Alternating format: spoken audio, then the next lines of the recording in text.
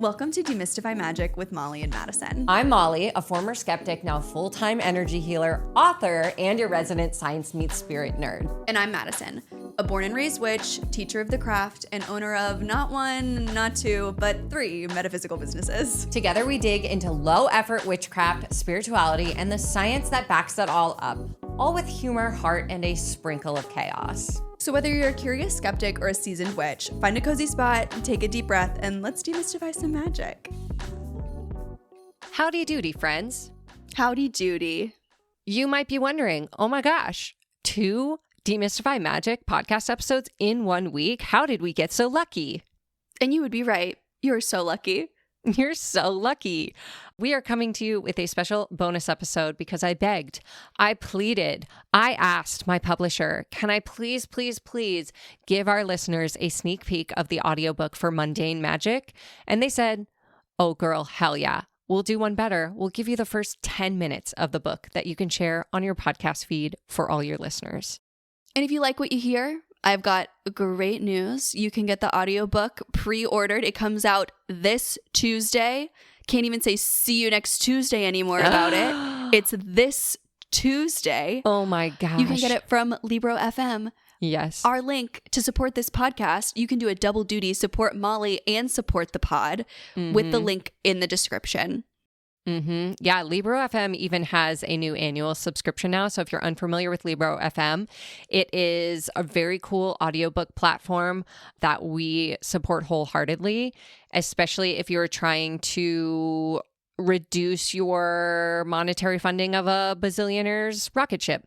But Libro FM, you get to pick a local independent bookstore that you would like to support with your subscription or with your purchases.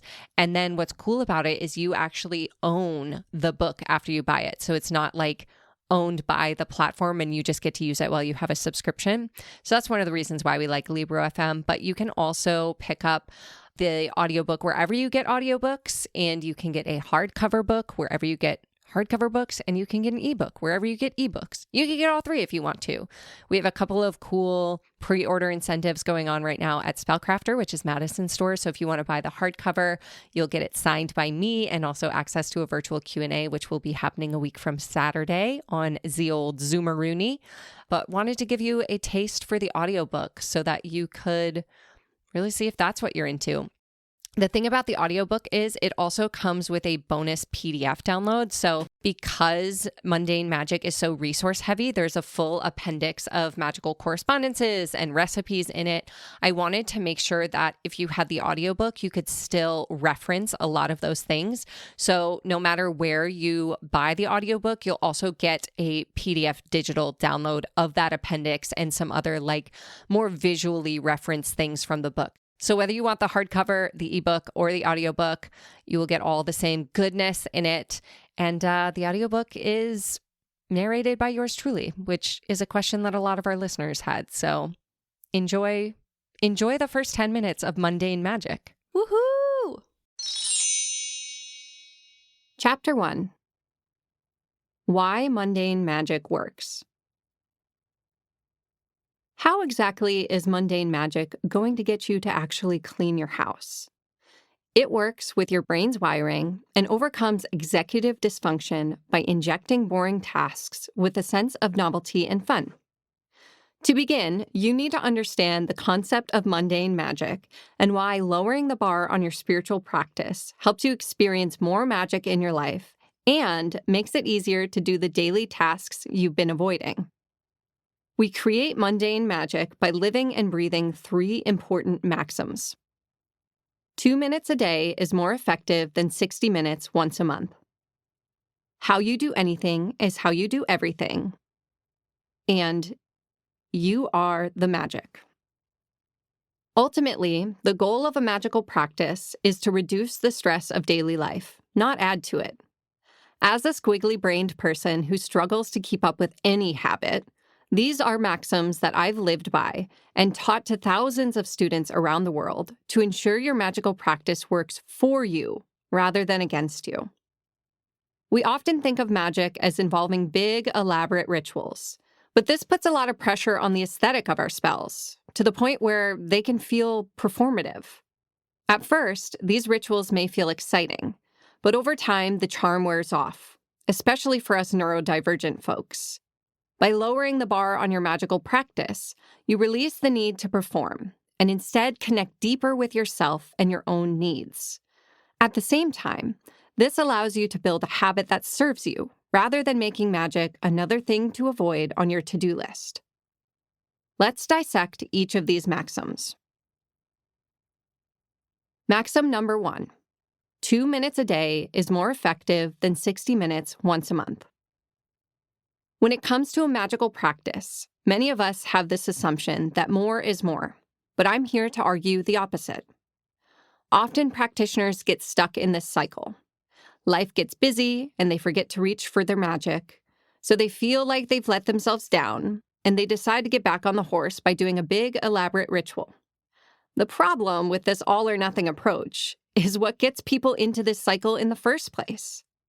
When our practice requires time, energy, motivation, and fancy tools, we tend to divest ourselves from it when life gets stressful. But the fact is, the fuller your plate is, the more you need your magical practice to support your life. I'm willing to bet your goal for your magical practice isn't to stress yourself out. So why make your practice one more thing on your already overflowing to-do list? The truth is, less is more when it comes to magic. When you lower the bar on your magical practice, you develop a sustainable practice that will truly lead to the results you're looking for. Here's what Rebecca Y. has to say. The reminder about 2 minutes daily versus 60 minutes once a month has literally changed everything for me. It's been the difference between building a sustainable, growing practice and having magic be another interest that doesn't see any follow-through.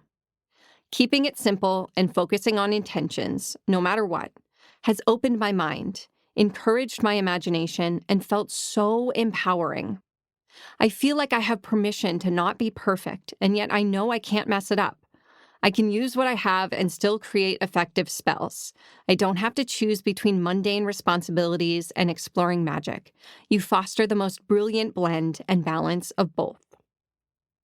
To understand this maxim, you need to understand how your brain actually works, specifically when it comes to nervous system regulation, neural pathways, and how we form habits.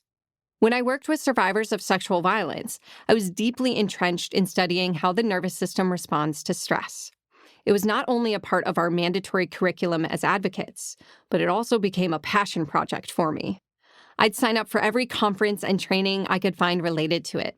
I spent my free time listening to neuroscience podcasts and reading books about the science behind mindfulness. Understanding the wiring of your nervous system is imperative to understanding magic. And regulating your nervous system is the whole goal of a spiritual practice. So let's geek out about the nervous system first. You have 2 sides to your nervous system. Your sympathetic nervous system, which is your fight, flight, freeze response, or the stress response. And your parasympathetic nervous system, which is your rest, restore, heal response, or the relaxation response. This wiring is left over from our ancestors who were running from saber-toothed tigers all day long. When your sympathetic nervous system is activated, all your resources go towards keeping you alive. Your memory, concentration, focus are all impaired. Your pain receptors are affected, leading to more pain, tension, and inflammation in the body. Your digestion slows down. Your mouth creates less saliva, so it becomes harder to break down food. Your heart rate quickens and your breath gets shallow, moving within your chest rather than your diaphragm. Often referred to as the fight or flight response, this side of your nervous system also has a lesser-known reaction called freeze, or tonic immobility if you want to get fancy. Essentially, your brain, when faced with a tiger, quickly assesses the best course of action for survival. You can fight the tiger off, option 1. If that doesn't feel safe, you can flee or run away, option 2. If running isn't an option, or if our system gets overwhelmed, we then fall into the freeze response, option 3. This comes from the evolutionary survival instinct of playing dead, essentially doing nothing, pretending to be a rotten corpse that will make the tiger sick in hopes that it will move on to fresher prey. This freeze response shows up more often than you'd expect.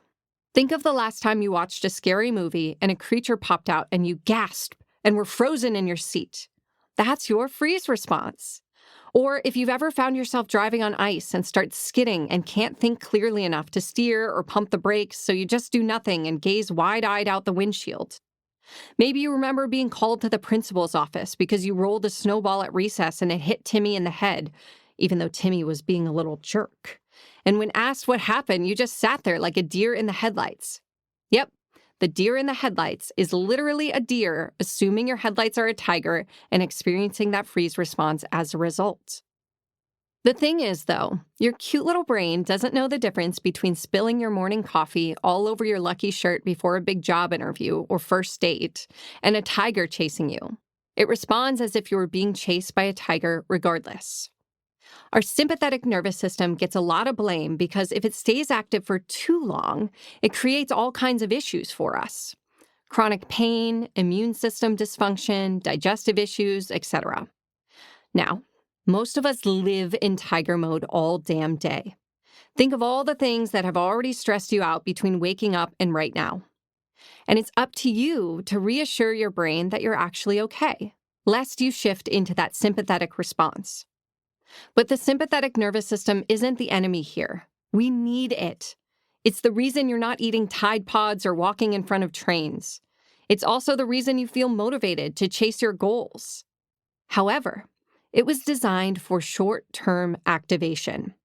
A tiger's chasing you, you fight, run, or freeze, and once you're safe again, you shake it off and go back to relaxation.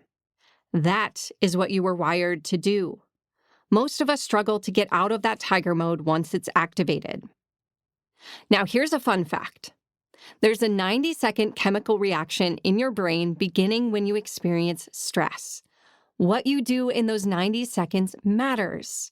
It determines whether you stay in that sympathetic state or go back into parasympathetic mode, where all those resources utilized for survival can go back to finding balance in the body and mind again.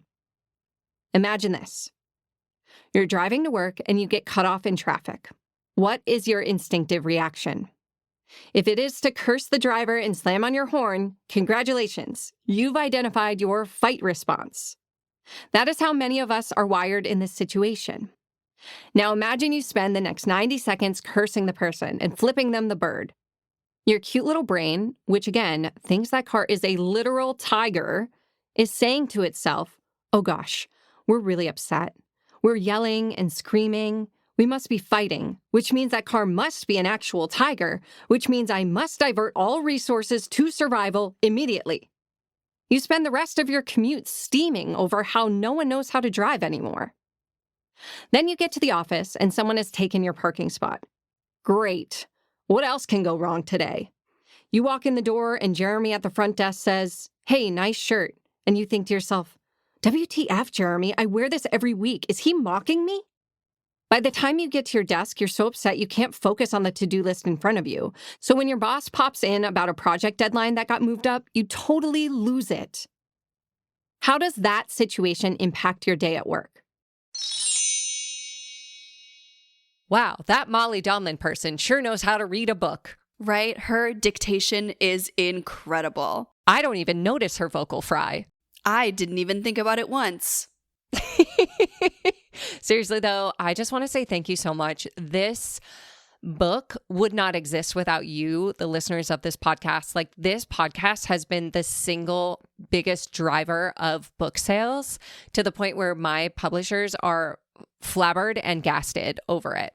Yeah, they don't understand what the fuck a spellcrafter is and how a non-bookstore is dominating their physical book sales. I do want to put just one little plea out there. The first week of book sales is the most important week in a first-time author's life. Can I be that dramatic? And so if you can pre-order Mundane Magic, I would so appreciate it. If you can leave a review about Mundane Magic, I would so appreciate it. If you can tell your friends about Mundane Magic, I would so appreciate it. I'm so, so grateful to all of you. This book was born out of the low effort ritual series that we started on this podcast 3.5 years ago. And all of you have been really the driving force behind creating this book. So I can't wait for you to have it in your cute little paws and to hear what you think of it. We love you guys. Hope you enjoyed. Okay, love you. Bye. Thanks for listening to Demystify Magic with Molly and Madison. All our links, from spells to ceremonies to ways to support us, are waiting in the show notes. We'd love to hear your magic moment of the week. Share it in a review, tag us on socials, or bring it to our Patreon clubhouse at demystifymagic.com. And remember, you are the magic. Okay, love you. Bye.